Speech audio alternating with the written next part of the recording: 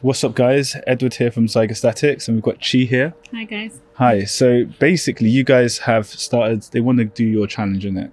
Yes. When's your challenge starting, Chi? So the 14th of January, and everyone who's signing up will be basically being given their diet plans and everything. So do hurry up and sign up if you want to be part of the premium members. Yeah. So today we're going to be talking about a really important video. In fact, it's overdue. It's about mind-muscle connection. It's about posture. So a lot of you guys have been following Zygostatics for quite a long time, and a lot of the same questions have been asked. Some people are asking, how comes you guys are doing only bodyweight exercise, but you're still able to, keep on growing and keep on, gaining mass? People want to know if they need to use resistance bands or, weights or anything like that to, keep the resistance going. Yeah. The actual answer to that is with Zygostatics, we're utilizing our own body weight. So you just have to be a little bit clever about the way you do this. The easiest way to do this is we broke down lots of different body positions into different categories. So understanding which positions which categories you want to work with, you can then at least keep on gradually, increasing the difficulty of the exercises within those positions, and then even move on to harder positions, over time. So you are achieving progressive overload. The stuff that we've shown you so far on our channel hasn't been all the exercises that we've done or anything like that. We've shown you a quick few basic positions, but without explaining something or some of the topics in this video, it wouldn't make sense moving on to that video, or moving on to that content, because the mind-muscle connection is really, really important, and even just getting the basics down of each position, and that's what's going to really unlock your potential to grow. Okay, so just to start with, we're going to start with some terminology. So Chi, what is a zygo? So zygo is a position that we basically have. And in that zygo, we may have different alterations. Yeah. So, yeah. A zygo is basically just a balance. And in that position, you can then do different exercises that's going to, challenge your muscle groups. So there's only a few different ranges of movement that the human body is capable of doing. You can extend your legs, for instance. You can flex your legs, right? Other than that, you can't do anything else at that joint, because that joint is a hinge joint. So it means it moves only in two different planes of movement. So in our positions that we've set up, it's all to do with your posture, it's all to do with your form, it's all to do with the mind-muscle connection. Once you get those basics down, anything we teach you is going to be a lot more effective, right? So yeah, we're going to start with the basics. So today we're going to start with posture. So I'm going to let Chi explain to you guys a little bit about what posture means in Zygostatics and how we're going to get this started. Yeah. So posture is very, very important. I used to have really, really bad posture. You can just look at my beginning pictures. I was slanted slightly forward. I was like never really in the right form. So when I was doing exercises, I was always like crackling my shoulders. Yeah. I was doing weird things with my elbows. And it was like, wow, why does your elbow spin out like that? Yeah. No, you're supposed to keep it neutral. And all of this was very important because it helped me to build the physique I have today. Yeah. If I didn't work on the posture, I would have muscle imbalances. So maybe my right arm, if I was doing that properly and my left arm wasn't doing the same thing, then they both wouldn't look the same. And maybe even the way you're holding up your body, you'll see that when you take a picture, you're not standing completely straight in line. One side maybe looks a little bit bigger than the other. In fact, this is all things we've all dealt with. I had a postural issue, and I'll probably put a video here so you can see what was wrong and how it extended into my future because I didn't correct the postural imbalance that I had. And that was from an injury. It was from an injury that I didn't really deal with, right? Yeah. Not dislocation, but rotator cuff tear. Cuff tear, yeah. So I mean, like, I messed up my knee one time way before I even started training, and I mean, it was the reason why I found it more difficult to do certain positions of squatting. And exactly. I used to do certain things that weren't right just to stop the pain instead of just healing, massaging, taking care of it. That's also part of understanding a lot to do with fitness. Is about recovering properly so that you don't create more muscle imbalances because of you trying to, shift the pain and then all sorts. And the next thing you know, your posture stays that way. Yeah. So, okay, let's get into this first of all. So what we're going to do first is just show them what bad posture is, okay? And then what we're going to do is we're going to correct it and give them an understanding of the mind-muscle connection needed to correct the postural imbalances. Yeah. So just, first of all, just mess yourself up. So, this is one. So, okay, that's one, but that's better seen from the side. Yeah, you can see. So show them from the side. This was my view. Yeah. How do I do it now? Like that, basically. Yeah, the legs is basically, forward on the tiptoes. So this postural imbalance isn't very good. To correct it, what you need to do is work on your core. It's always an indication of having weak core muscles. So so fix it. Show them how you can engage your core. See, when you engage your core, your legs go back into line, your hips go into line, you're fine, and then that's good posture. Okay, so now turn to the front. Let's talk about posture from the front. So show them the shoulders slumped over. If your shoulders are slumped forwards or you slouch a lot, it basically means that your shoulders are not in line with your ears. So from the side, your shoulders should always be in line with your ears. And if they're forward, then obviously it means that you're not actually, it could either be due to a few different things. One, either your chest can be too tight, and if your chest is too tight, it holds your shoulders in, or the muscles in your back might not be working very good and they might be too tight or too weak. But you want to basically work on just stretching and have your shoulders in line with your ears. So you're doing it right now? No, I'm not doing it right. Fix it. So as you can see, just opens up, relaxed. Your traps don't feel too tight, do they, Chi? No, nothing feels too tight. In line, that's number 2, okay? The number 3, go back to the side. Let's do lordosis. This is everyone's favorite position. So lordosis is when the back is curved way too much. So, you make the curve really overpronounced, show them. And the belly is relaxed completely. No, you're going backwards though. It's a lean backwards. No, can you see the arch? Yeah, but lean backwards, you're doing it wrong. It's actually relaxing your belly. Your belly's tensed. My belly's relaxed. Okay, bruh, small belly today. So that's the position that a lot of people maintain, and they lean back on that. And it can be very comfortable to do this, to be honest, because you don't have to engage your core. But this is not good posture to maintain. And it's only going to make it harder when you need to do some squats. It's going to cause a lot of issues when you're doing your exercises. So to fix that, you have to get your hips untilted, basically. So right now your hips are tilted. See, the lower core flexes, hips are now in line. It does reduce the curve, obviously, of your back to your glutes. So some people do have that position on purpose because they want to take good photos, and then eventually you just get used to doing this, but it's not good. So you want to stand completely straight, upright, shoulders and ears aligned. Your lower back, what does your lower back do, Chi? So right now I'm just kind of, it's engaged slightly. It's engaged. My abs are helping me to keep it. So this is all going to keep you, it's all going to keep you elongated, guys. So that's what you need to be, not crouched or, in any way. And what about your knees? She finally face them. Let's go. Let's show them the knees. What do the knees do? Sometimes your knees are locked. I mean, if your knees do stay in this position, it's not good for your knees, and it's not good for posture. So your knees need to be slightly bent forward. Just not like, you're really making yourself look short, but you're kind of like freeing them from being locked. Locked, unlocked. Good.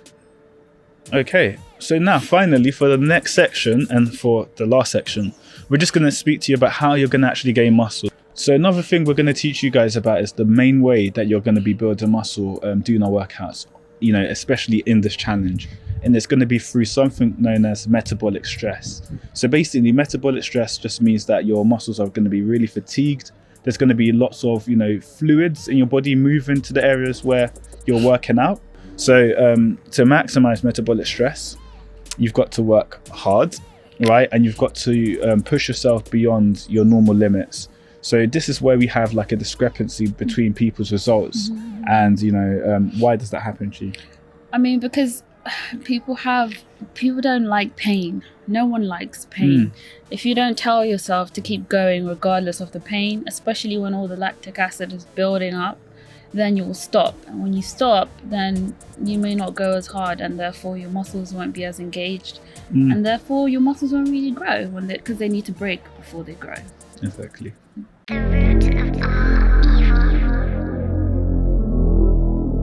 So, okay, for our first drill, we're going to work on how to do a proper squat and how to actually engage and activate your lower glutes when you're doing a squat. So Chi's going to break down the squat into, 2 different phases, and she's going to explain to you what you're trying to do and what muscles you're trying to use at each stage of the squat.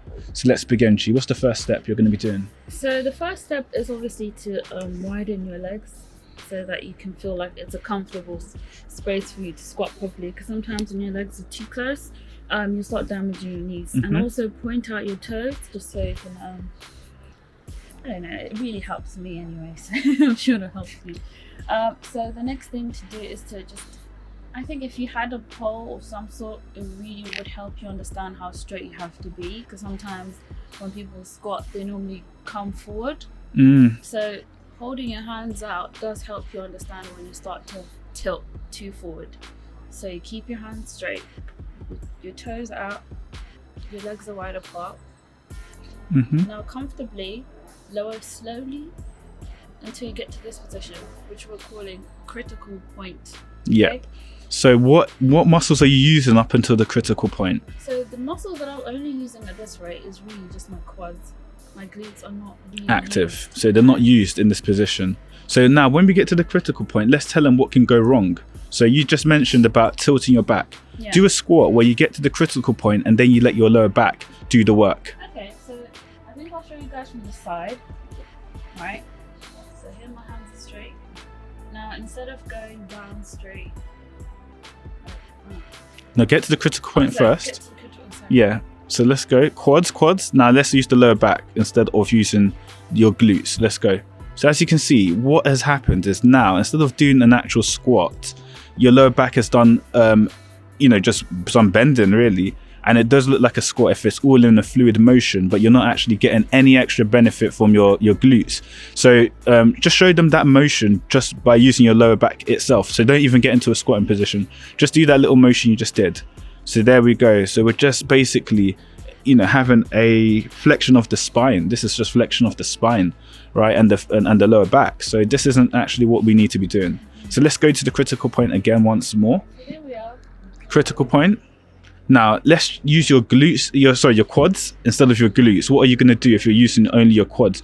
You sort of lean a little bit forward. If you lean a little bit forward at this point in time, you go down.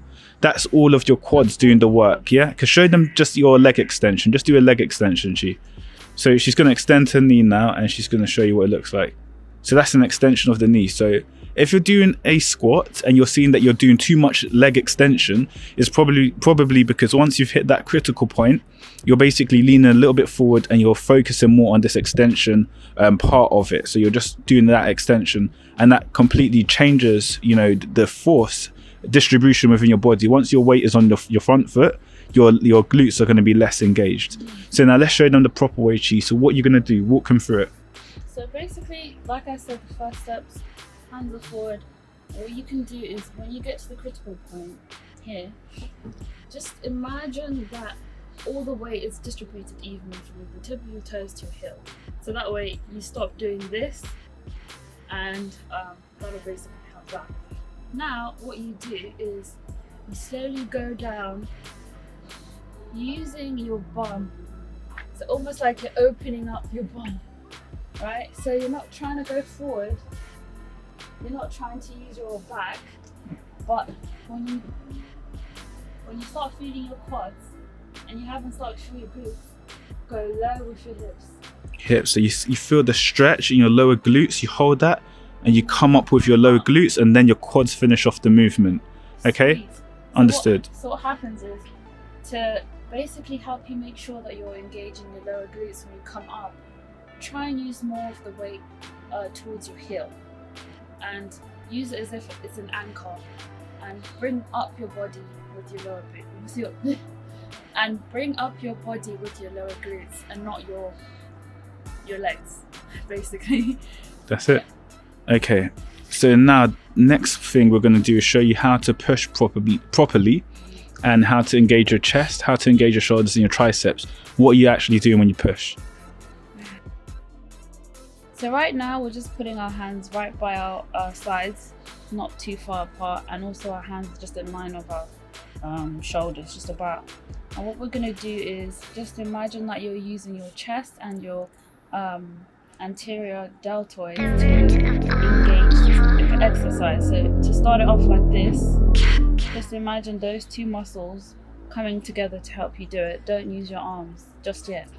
So halfway through, we're using these two muscles. So here we go. Stop here, right? I can still feel like I'm tensing my arms, right? I'm tensing those muscles. I'm tensing my anterior deltoids and my chest, right? Now from this position, we're going to extend. The We're arm. going to extend the arm, and we're going to use our triceps to do it. So the triceps are the muscle on the back of the arm. So just show them a tricep extension without any other movement. So just extend your triceps from that position. Yeah, so that's a tricep extension, yeah? So when you're doing your push, you want to first of all start it from your So chest, you're here. your shoulders.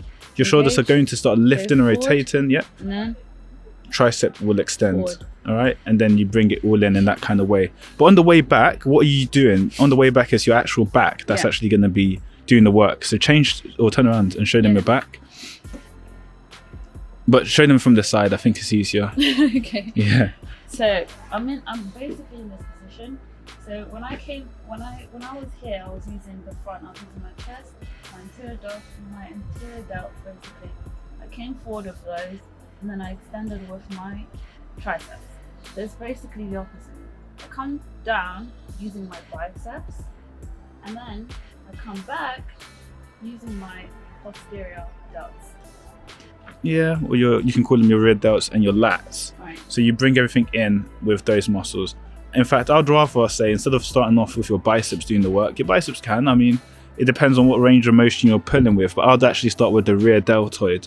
I'd picture pulling first with the rear deltoid, getting that rotation first, and then obviously using your bicep to bring your arms in a little bit more, and then use your back. Shoulders will be engaged. And in this whole position, when your arms are elevated, your traps is basically maintaining some kind of posture or some kind of tension to keep your arms elevated. So that's basically your ranges of motion. That's how you do a push and a pull, and that's how you squat. So these are the basic exercises we're going to be focusing on in this challenge. And yeah, she's just going to take you through a drill now. So she's going to work you really hard. She's going to give you guys a workout that's really going to generate a lot of metabolic stress and get you guys in the habit of moving and exercising to your maximum, basically, innit? All right, let's go.